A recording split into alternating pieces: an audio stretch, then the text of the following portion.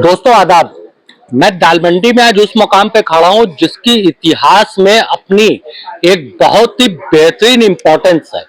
हकीम जाफर नाम से इस पूरे मार्ग का नाम है, जो 650 मीटर लंबी गली है। हकीम जाफर साहब फ्रीडम फाइटर थे, विश्व विख्यात हकीम थे। विदेशों से लोग उनको बुलाते थे अपने इलाज करवाने के लिए। और स्वतंत्रता के बाद 1947 के बाद इंडिया की शख्सियतों ने उनके नाम का बोर्ड लगाया था और इस रास्ते का नाम पड़ा था हकीम जाफर मार्ग। आज हकीम जाफर साहब की वरासत हमारे ठीक पीछे आप देख रहे होंगे, ये वक्फ वरासत है, ये टूट चुकी है। 11वीं शताब्दी में गोविंद चंद ने जब इस इलाके को बताया तो उस वक्त ना मुगल हुआ करते थे, न लोधी हुआ करते थे। उस वक्त से ये इलाका कदीमी रहा है। भले से आपको सियासत ये बताती हो कि पहले लोग यहाँ पे मुंह छुपा के आते थे, उनको शायद ये नहीं पता है कि इसी इलाके में सुन्नी साहू की दुकान पे बैठ करके जयशंकर प्रसाद ने कामायनी और आंसू जैसा ग्रंथ लिख दिया। हमारी 7 पीढ़ियां मिल करके भी एक और जयशंकर प्रसाद नहीं खड़ा कर सकती है। इसी इलाके में भारतेंदु हरिश्चंद्र गुजरे, इसी इलाके में कई कदीमी शख्सियतें गुजरी। आगा साहब ने जो है, जिनको पारसी मंच का जो है सबसे बड़ा ड्रामा निगार कहा जाता है, इसी इलाके में तरबियत पाई, परवरिश पाई, सब कुछ पाई। आज हकीम जाफर साहब की ये वरासत आपको खंडहर में दिख रही होगी, हेरिटेज खंडहर में बदल चुका है। हमारे साथ 2 शख्सियतें हैं। आप लोग अक्सर हमारे साथ नाम में मजहब तलाश करते हैं ना, आज आप मजहब तलाश करिएगा। तुषार भाई हमारे साथ है, वरिष्ठ पत्रकार है, लखनऊ से ये बनारस आए, वैसे रहने वाले बनारस के हैं। हमने तुषार भाई को खास तौर से रोका इस खास इंटरव्यू के लिए। तुषार जी का बचपन इन गलियों में गुजरा है। हमारे साथ जो है जावेद साहब, तुषार फिरोज साहब है हमारे साथ, जो इसी मोहल्ले के रहने वाले कदीमी। इसी में हमारी दुकान, इसी में इनकी दुकान भी थी।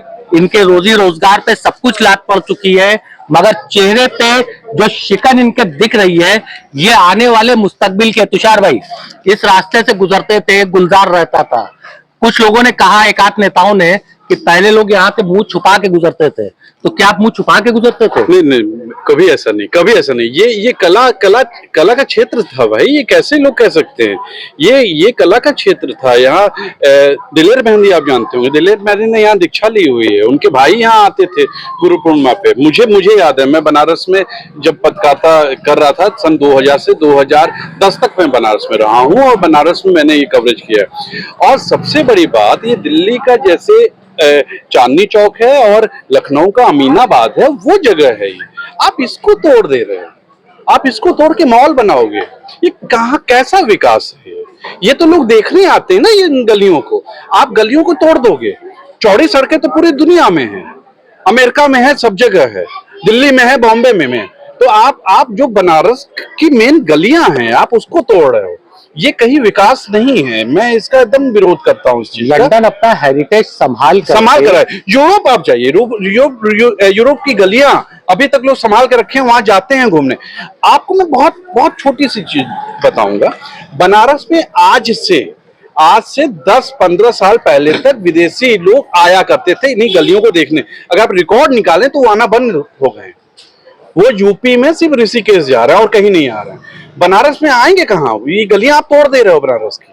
आपके एक कजिन ने इस इलाके में रह करके इस इलाके का तफसील बयान, बिल्कुल उन्होंने लिखा है, उन्होंने किताब में लिखा है। वो बहुत अच्छे, वो मुझसे भी काफी अनुभवी हैं। उन्होंने ये पूरा, हेमंत भैया ने इस पूरे गलियों के बारे में वो जानते हैं। लेकिन मैं जब से जानता हूँ, मेरा होश, मैं बता सकता हूँ, मेरा होश आप 90 से मान सकते हैं। मैं इन गलियों से वाकिफ हूँ और मैं इसी गलियों से ही होके कॉलेज और स्कूल जाया करता था। आज वो दुकानें नहीं है, वो दुकानें टूट गई। जी एक सवाल था, हमारे वीडियो को अक्सर लोग देख करके हमारे नाम में मजहब तलाशते हैं, ये गलत कमेंट करते हैं।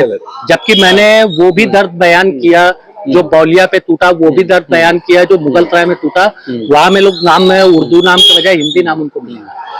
आज जिस जगह पे आप खड़े हैं, हकीम जाफर साहब की विरासत थी। आप लोग बड़े फख्र से कहते थे ये फ्रीडम फाइटर हकीम जाफर साहब का घर। आज दिल से आपके क्या एहसास हो रहा है जो ये खंडहर बना? बिल्कुल, बहुत दुख हो रहा है। और एक मैं चीज बता दूं, लोगों को लगता है, जो बाहर बैठे हैं, उनको लगता है ये मुस्लिम इलाका है। नहीं, यहाँ हिंदू आबादी भी। और सबसे बड़ी बात, मेरे होश में कभी यहाँ दंगा नहीं हुआ है, इस इलाके में कभी दंगा नहीं हुआ है, इतनी एकता रही है। ये जो इलाका है ये पूरे पूर्वांचल में यहाँ से सप्लाई होती है सामानों की, घरेलू सामान, चाहे कपड़े हो, घर के सामान हो। ये बहुत दुख हुआ मुझे, मैं इतने दिनों बाद आया हूँ, देखा हूँ, मुझे काफी दुख हुआ है। और ये दुख वाली बात है, ये कोई विकास नहीं, मैं ऐसे विकास का विरोध करता हूँ। जो नफरती चिंटू हमारी बातों पे ये कहते हैं, नाम में मजहब तलाश करते हैं, उनको एक बार फिर से बता दें, आप तुषार साहब हैं, किसी परिचय के मोहताज नहीं है। हेमंत जी आपके रियल कजिन है, वो आपके रियल कजिन है। उन्होंने अपनी किताबों में इस इलाकों का जिक्र किया है। आज उसी इलाके की एक ऐतिहासिक धरोहर के खंडहर पे हम खड़े हैं, क्या इसको संभाला नहीं जा सकता था? फिरोज भाई, आपकी इसमें दुकान थी? बिल्कुल थी हमारी दुकान। बुजुर्गी अब मैं झलकने भी लग गई। बिल्कुल, मैं इस इमामबाड़े का मैं बहुत खास ख्याल भी रखता था। मैं 20 साल पुराना दुकानदार भी इस कटरे का हूँ। और मैं हमारे डॉक्टर नाजिम साहब भी बहुत अच्छे इखलाकमंद थे, एक शायर भी थे जो जिनका मिसाल दिया करते थे, डॉक्टर नाजिम साहब।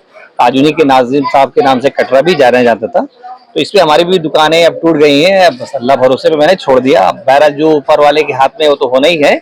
और फिलहाल जो कटरे की जो तब्दील हुई है, जो टूट गए हैं, तो सबसे ज्यादा दर्द हम लोग को, दुकानदारों को सबसे ज्यादा अफसोस है जो सरकार ने अभी तक इसके बारे में कुछ भी बसाने के बारे में सोचा ही नहीं है। मैं तो आज भी कहता हूँ कि लगता है कि मीडिया के माध्यम से सरकार के पास बात पहुंच ही नहीं रही क्या। मैं तो अफसोस के साथ, मैंने जितनी भी वीडियो अब तक मैंने अपडेट की है, या जितनी भी मीडिया के प्रभारी से मैंने जितनी भी सारी बातें दुकानदारों के पक्ष में रखा, आज तक मैंने ये सवाल उठाई ही नहीं कि दुकानदारों को यहाँ से उजाड़ कर हमें कहाँ बसाना चाहिए। तो मुझे सबसे ज्यादा अफसोस इस बात का है। मुझे आज भी मैं दुकानदारों के खिलाफ आवाज उठाकर ये कहना चाहता हूँ कि कम से कम यहाँ के दुकानदारों के बारे में अभी भी सरकार सोचे, उनको बसाएं, उजाड़े नहीं। अच्छा, एक चीज बताइए, हकीम जाफर साहब का ये कदीमी आवाज था, इमामबाड़ा था उनका। हकीम जाफर साहब के यहाँ इलाज करवाने के लिए कई ऐतिहासिक शख्सियतें आई, बहुत शख्सियत। ये आज पूरी की पूरी एक तवारीख मिट गई, जर्जर बता के शायद इसको मिटाया गया है। दोस्तों बताता चलूं कि इसको पहले जर्जर बताया गया था, जर्जर की नोटिस हुई थी, उसके बाद फिर ये रजिस्ट्री वगैरह हुई थी। और किस तरीके से हुई, ये कानूनी दांवपेच है, कानून जाने। वैसे ये हमारे मकान मालिक साहब ये रजिस्ट्री करने के लिए खिलाफ नहीं थे, ये वक्फ बोर्ड का फैसला था। ये आज भी ये अड़े हुए थे कि मैं रजिस्ट्री नहीं करूंगा, क्योंकि मेरे फादर दादा की निशानी थी। शिया वक्फ बोर्ड का ये एक ऐतिहासिक हिस्सा था, वो रजिस्ट्री करने के काबिल थे नहीं और ना ही करना चाहते थे। वो इनके पर इतना प्रेशर बना, या वक्फ बोर्ड से जो भी इनका आदेश आया हो, जो भी इनसे कंप्रोमाइज हुई हो, ये उस आधार पर जर्जर दिखा के इन्होंने तोड़ा। ना कि मकान मालिक चाहते नहीं थे कि हमारा इमामबाड़ा खत्म हो जाए। यहाँ पे एक कदीमी इमामबाड़ा है जो आज भी एक पहचान बनी हुई है। आज भी मुहर्रम के पीरियड में जो नज़ारा यहाँ देखने को मिलता है, शायद हमारे बनारस के अंदर कहीं ऐसा माहौल नहीं मिलता। ये इसके लिए हम खुद इस गवाह हैं। इसमें मेरी दुकानें हैं, 20 साल बगल में अली रजा हाँ, बगल में अली रजा मस्जिद है, वो भी वक्फ बोर्ड है। लेकिन अभी मस्जिद का कोई ऐसा निर्णय नहीं सामने आया है। वक्फ बोर्ड तो ये कह रहा है कि वहाँ के मुतवल्ली से बात करिए, तो ये मुतवल्ली से ही बात कर सकते हैं। इसके बारे में ज्यादा जानकारी हम आपको नहीं दे पाएंगे। अब ये है कि वक्फ बोर्ड का मामला है, मस्जिद का मामला है। मस्जिद एक आवाम की होती है, जब इसका फैसला जनता ही कर सकती है, सरकार तो इसके फैसला नहीं कर सकती है। अब जो भी इसका आदेश आ गया, बाकी देखा जाए।